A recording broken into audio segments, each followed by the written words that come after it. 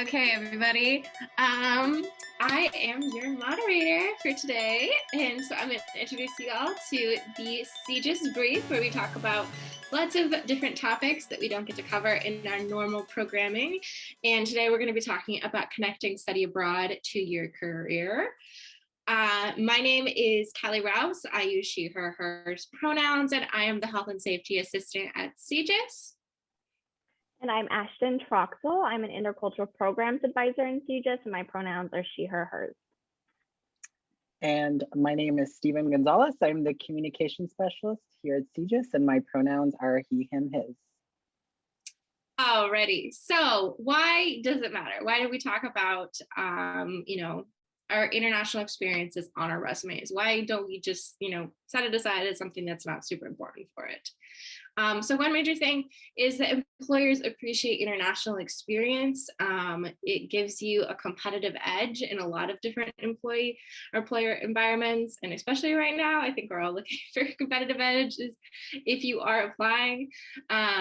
It's something also you can just talk and connect with people about as well when you're hiring or when you're in the process of getting hired.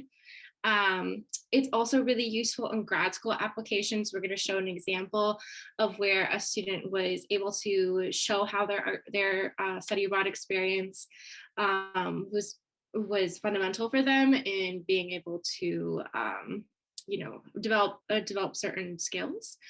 And also it's important to plan ahead. So if you're thinking about studying abroad, it's good to have, a way to keep in mind the experiences that you had. And so that you don't just forget everything that happened while abroad, you can actually retain what it is from that experience that you want to keep on with you and talk about in your future.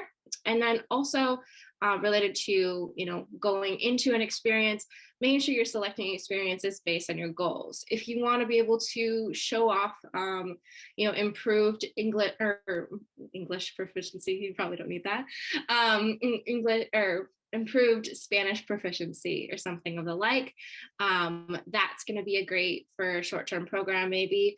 Or, maybe you want to be able to show off that you had intercultural friendships and things like that, then a longer term program may be more fitted for you. And Steven's going to talk a little bit more on that related topic. Quick question. Yeah. Do you think that it helps do you think that appealing to being a global citizen is something that companies appreciate? I don't know if it's regardless of whether or not they're a company that has global connections, but do you think that that's something? I mean, I could find a few things as to why that would be appealing, but do you think that's something that is appealing? I think so, for sure. I think, we are definitely more multicultural and there is an increased appreciation and diversity in the workforce, and being able to show that you work with diverse peoples, that you've been able to be a citizen of the world is really a helpful skill to be able to show off. Thank you. Mm-hmm. All right, so let's talk a little bit about setting goals for your time abroad, especially if you're already thinking about how study abroad can have an impact on your future. You're definitely going to want to be intentional when it comes to planning out your program, where you want to go, etc. But if you are here because you're hoping to incorporate your study abroad experience on your resume or grad school apps, or how to answer questions in an interview, you're going to need some goals for yourself prior to departure. So we've provided this really helpful SMART chart here to help you figure out how you can set goals, whether they're personal, academic, or professional. Planning out your goals will help you achieve and obtain the skills that you're looking to acquire. So we're going to talk a little bit about getting SMART goals, setting yourself up with SMART goals. So SMART stands for specific, measurable, attainable, relevant, and time-bound. Specific should be a goal that's clear and achievable. And I do want to note, since just we're talking about, applying this to our potential future careers, or maybe applying for grad school, we're going to be using the professional goal down at the bottom if you want to keep track with me down there. So like I was saying, you're going to want to ask yourself, what do you want to accomplish? Why is this goal important? Who is involved? And which resources or limits are involved? So for example, under professional, we have the specific goal, which is to conduct informational interviews on the strengths and weaknesses of France's healthcare system. Pretty specific. Measurable goals are key to staying motivated. So these goals will hold you accountable and allow you to assess whether you're heading in the right direction. So something like identifying an interviewee, curating questions, conducting the interview, and following up with a thank you email would, all of these would be considered measurable goals. Attainable is the part of your goal that are the concrete or realistic things you can do to achieve this overarching goal. So for example, you can network with locals or utilize program staff to make connections. These could really be opportunities that already exist and are just kind of waiting for you to take advantage of them, and will help. I mean, they'll keep you motivated even more and likely identify some key resources to helping you achieve those specific goals. Relevant is about identifying why these goals are important. What are you hoping to gain from them? And in this case, under professional goals, perhaps you're hoping to connect this to a thesis research project, or this may give you an opportunity to practice networking skills. And then lastly, time bound is setting a deadline, like when do I want to do this by? In our example, under professional goals, we have a hard deadline of April 5th. You can also have deadlines scattered throughout however long you'll need, really. It's really up to you and what's going to help you succeed in terms of time. Something to keep in mind is that each experience is going to allow you to obtain different goals, and depending on the type of program you're looking at might determine the depth of those skills. Like for example, a short-term language program that may range between 3 to 10 weeks versus an entire semester where you're living and immersing yourself with locals. Both of these options will come with their own unique experiences that will allow you to acquire certain skill sets. It's really just up to you to determine which skills you're hoping to either gain or expand on, and decide how much time you'll need to really hone in on those skills. So let's talk a little bit about concrete things you can do while you're abroad that can potentially keep you on track with your goals and can assist you in determining what you've learned from your study abroad experience. If you're like me, you'll most likely just be fixated on living in the moment, taking pictures and eating, whatnot. But while you're doing all of that, try to document your experience, which can really help you reflect on later. One thing that I highly recommend to you, and it's something that I did, was journaling. You're gonna want to write about what you're experiencing, whether it's challenges or rewards. I journaled the first time I went abroad, and I still look back at it to see if I changed. And I mean, quick answer is yes. I think a lot about as a kid and how I had this goal that I was going to travel the world. But when I finally got old enough to do it, I was terrified. And, now 11 or 12, it's like 11 to 12 years now later, I feel confident in navigating traveling abroad. And I think getting to meet people from different countries has really increased these interpersonal skills that I now have. But I wouldn't be able to remember any of my challenges or fears if I hadn't written it down. So journaling will definitely be a great way for you to keep track of your goals. And like I said earlier, write down everything, whether it's positive, negative, all of your challenges or rewards. That's really going to help you answer a lot of questions in the future when you're asked something like, name a time that you experienced something that forced you out of your comfort zone. I've had a lot of interviews since graduating college, and those types of questions come up all of the time. So it's important for you to be able to recall such moments at any given notice. Vlogs and blogs are always an option too. I think if you're planning on broadcasting your experience to all of your friends and family, I'd suggest letting them know through these blogs and vlogs that you have goals that you want to accomplish. They might be able to hold you accountable or provide some really great feedback for you while you're away. And then just also knowing that you're reporting out to an audience already is going to help you, stay accountable. And of course, taking photos is always helpful. I went as far as captioning all of my photos in my journal so that I could remember what I was looking at. And obviously, Instagram is so helpful for that now. And it's even its own type of blog. So whichever is easier for you, I think Instagram is probably more accessible because a lot more people have it. Definitely check in with your goals that you've set with yourself while you're abroad. Depending on your program duration, you can set up a reminder on your calendar to maybe revisit your goals every other week, that you're sticking to a timeline and maybe assessing whether or not you need to alter your goals. Um, I think it's important to highlight that goals change a lot. During my semester study abroad experience in London, my goal was to go all over Europe because I was, so close to a lot of different countries. But I quickly learned that London is just really expensive, and I wasn't going to be able to afford to go to all of these places.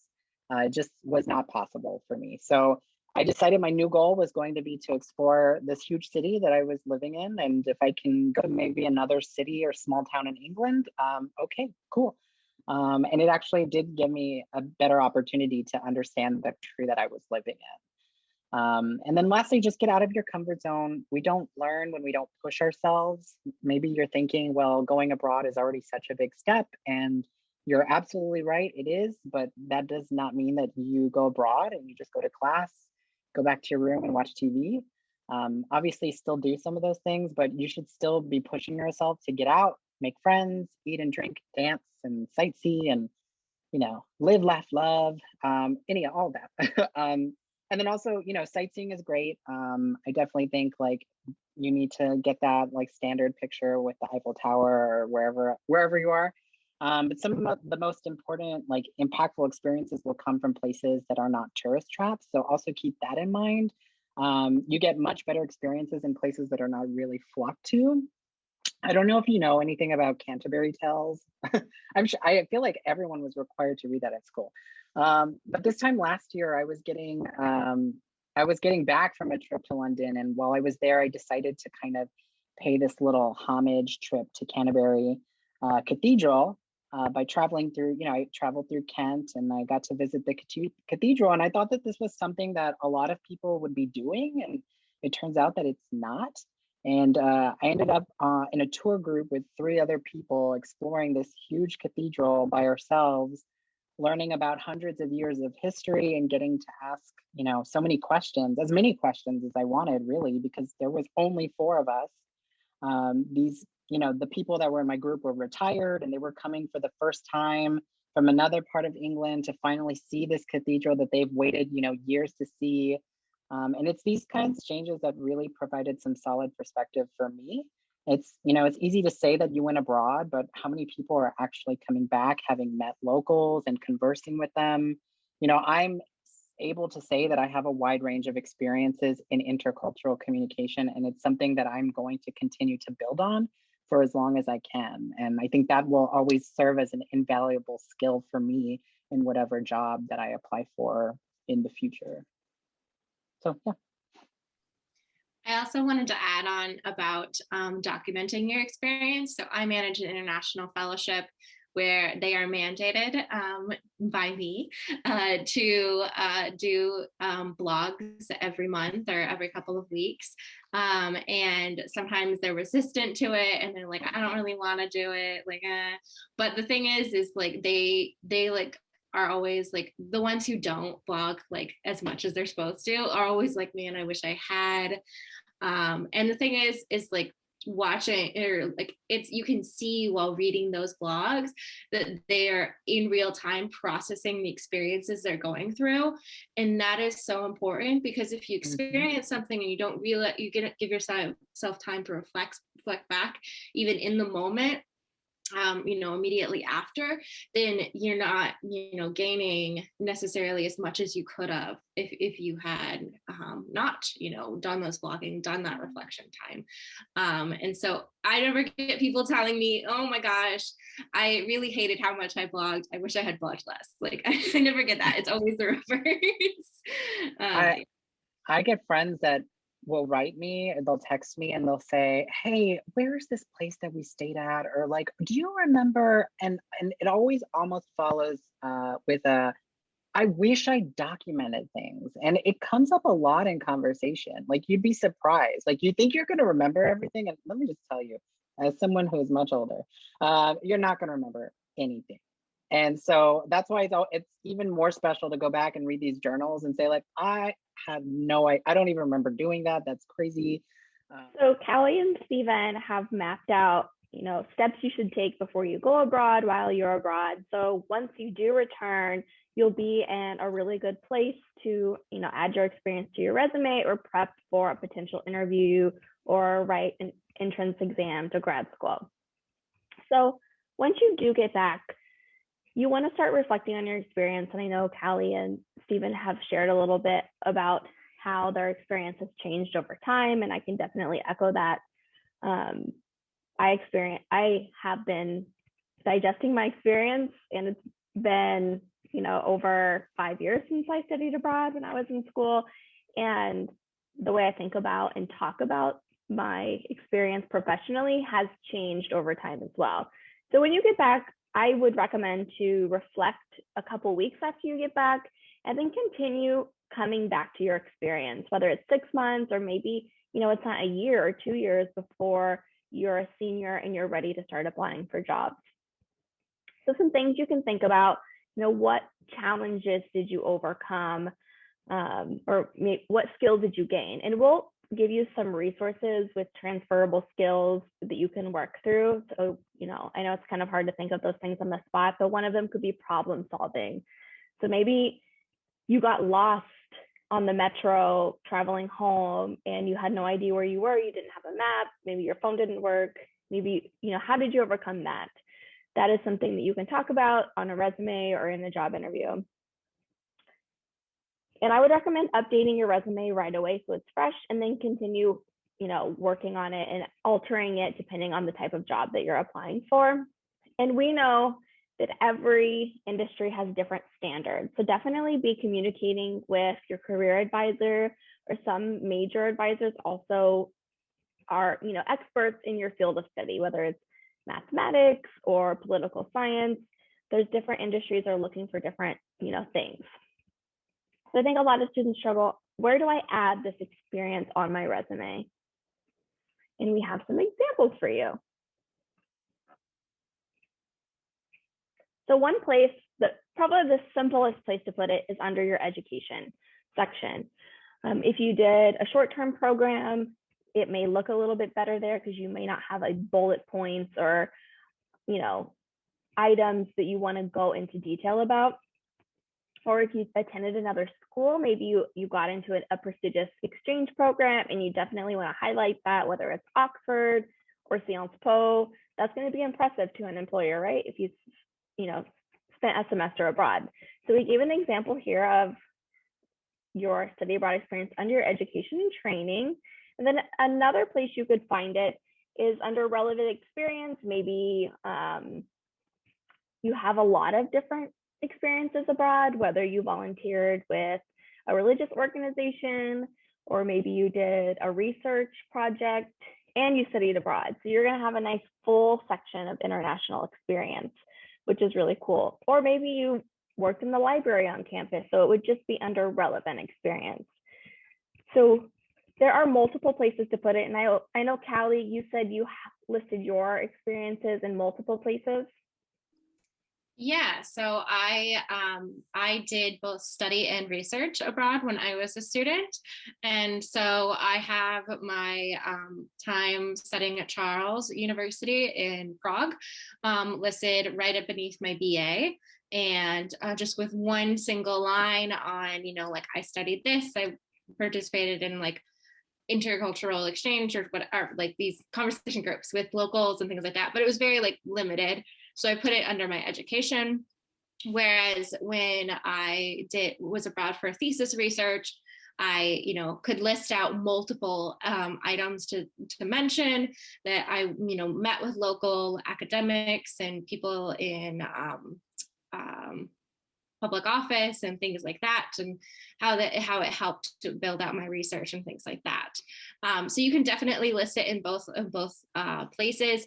Definitely, if you have more to say, put it in your related experiences or additional experiences, wherever works best for you. Thanks. You can go to the next slide.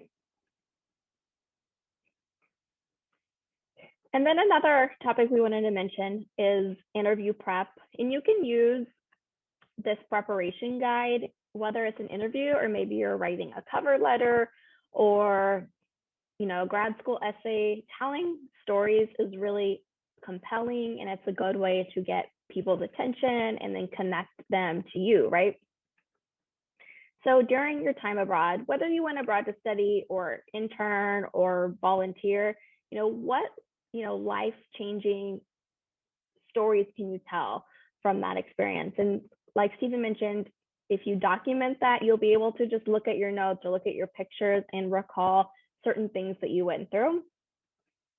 Have your goals changed, or have you experienced a perspective shift?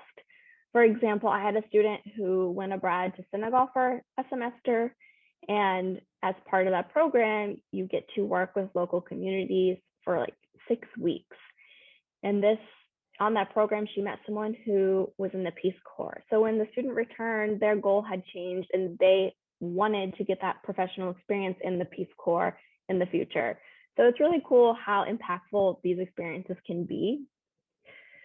And we have some examples of using the STAR method. And if you've ever done any sort of career center coaching, these may be familiar with you, but it really just helps you break down your story, relate the task at hand, what actions you took, and what is the result. So it's really like ABC storytelling. Your listener can follow you. So here's an example from a winter 2020 student whose experience was unfortunately interrupted. And we really wanted to convey that even if things aren't going perfectly, you're still getting a worthwhile experience out of it. So maybe an employer asks, tell me about a time you had to solve a problem under pressure. So you're going to describe the situation. For this student, COVID-19 became a serious concern. What was the task? They had to return home to the US very quickly, but they were getting conflicting information from their home school, from their local host. So what actions did this person take?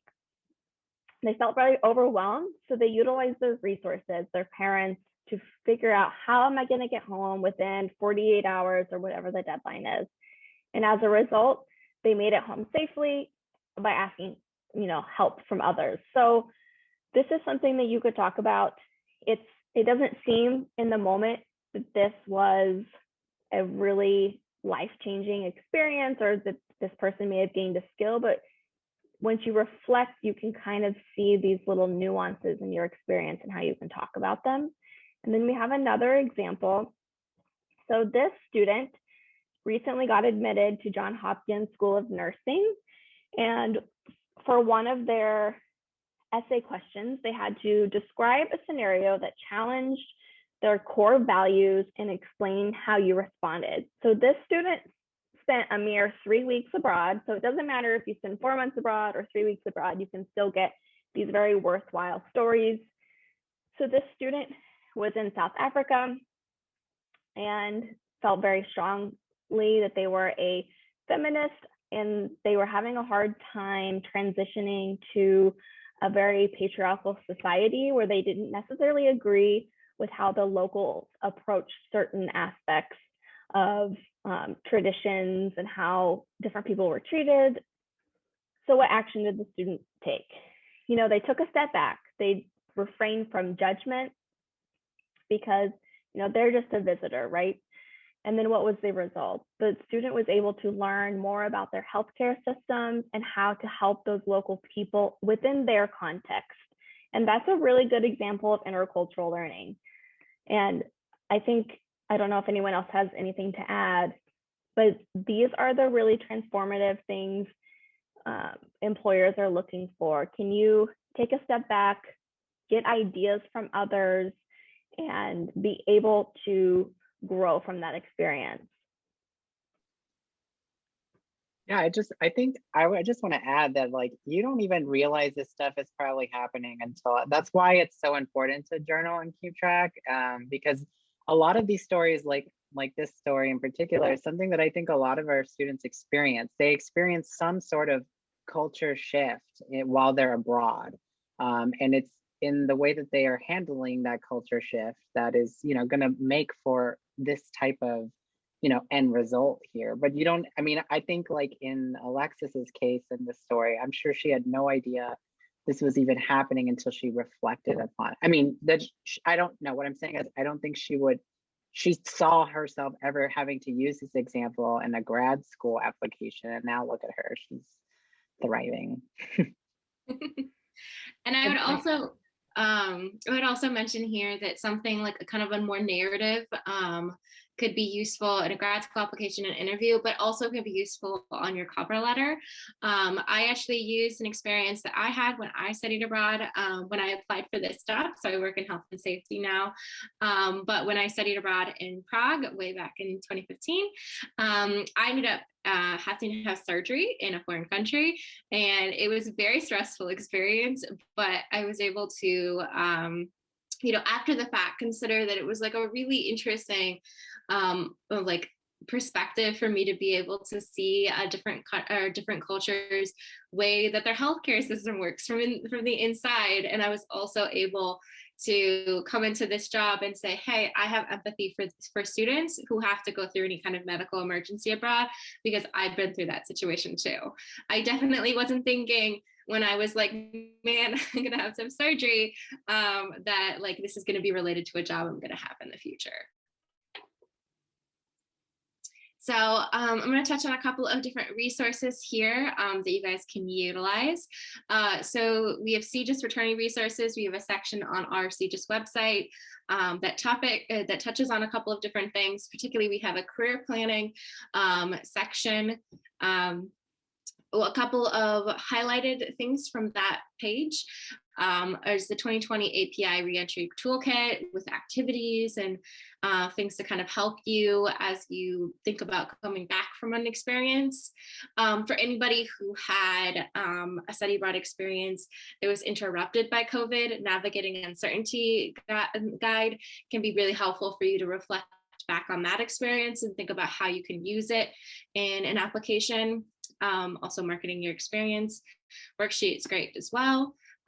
Like Ashton mentioned, we highly recommend that you connect with the Career Center and the Opportunity Hub. Kind of like think about maybe a couple of different scenarios you could bring up and say, like, hey, like, would you be able to, look at how I wrote about this, or how could I frame this in a stronger way, or what is a more profound example that I have picked out here, and they can kind of help you with that.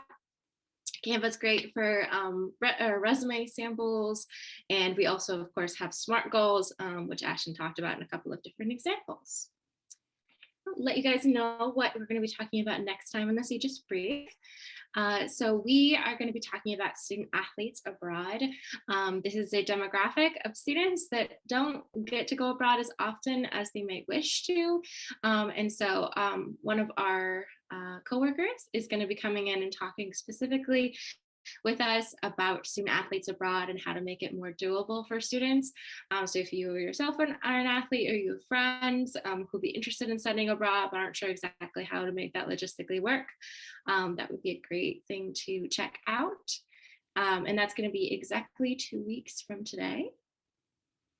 So yeah, if you have any final notes for us, you can drop them for us. Otherwise, have a great day, y'all.